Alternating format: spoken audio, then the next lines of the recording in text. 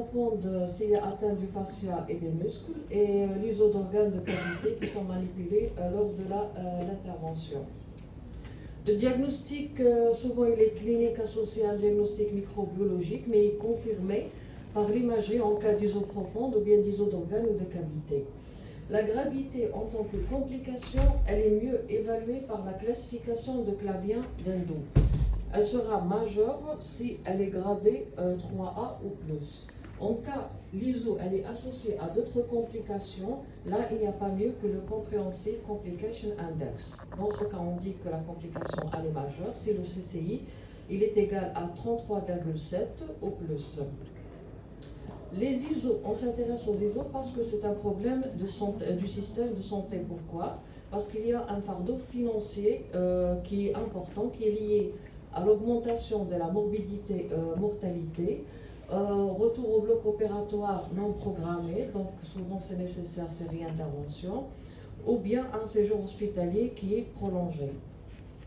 Il y a des facteurs associés aux ISO avérés en littérature. J'ai retenu que deux principaux facteurs associés. C'est des facteurs prédisposants qui sont dus à la diminution des capacités défaillantes du patient, liées souvent à un âge extrême, obésité, dénutrition, un tabagisme actif, diabète sucré, anémie chronique ou bien prise de traitement médicamenteux immunodépresseur. Les facteurs précipitants, c'est en relation avec une contamination importante bactérienne péropératoire. C'est lié à la longue durée d'intervention chirurgicale, à la classe d'ALT meilleur 3 et 4, un défaut de préparation des malades, un long séjour préopératoire et à la chirurgie urgente. Il y a un index fiable de risque, c'est le NIS, qui combine trois facteurs, à savoir le score ASA pré-anesthésique, la durée de l'intervention et la classe d'Alzheimer. Là, il y a une petite remarque que quand ces facteurs sont combinés, ils peuvent définir un risque. Mais quand ils sont indépendants, là, le risque il est faible. Notre problématique, c'est que nous avons constaté qu'il y a une absence systématique de recueil des ISO dans nos services de chirurgie. Donc, absence de données épidémiologiques de référence, donc aucune mesure de prévention ne sera prise. D'où la nécessité d'explorer ces zones d'ombre dans nos établissements.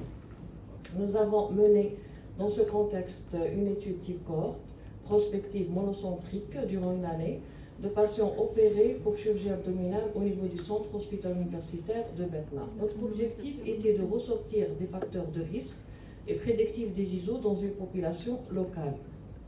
Nous avons inclus des patients adultes, moins de 70 ans, non infectés par la COVID-19, opérés pour une chirurgie abdominale non traumatique, sous anesthésie générale par laparotomie. La chirurgie proctologique et celle de l'aine n'étaient pas incluses. Nous avons étudié 15 paramètres, 13 paramètres préopératoires et 2 paramètres opératoires.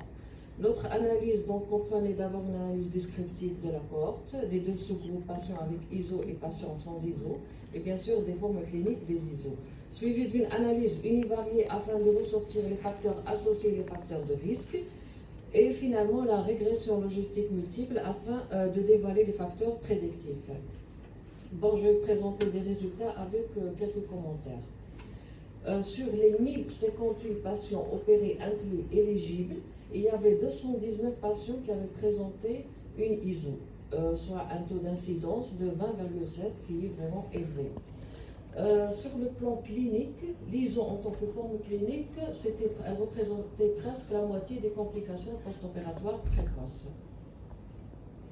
Pour les résultats descriptifs, notre cohorte ainsi les deux sous-groupes, il avait les mêmes caractéristiques. L'âge moyen était de 46.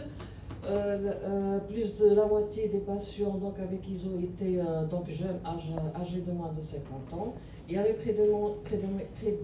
prédominance féminine, plus de 2 tiers, avec un sexe ratio de 0,5. La moitié des patients étaient obèses. Plus de 80% des patients avec ISO étaient opérés en urgence. Plus de 60% étaient scorés ASA3 et plus. Plus de la moitié étaient opérés par des résidents, bien sûr assistés par un chirurgien. Plus de 80% des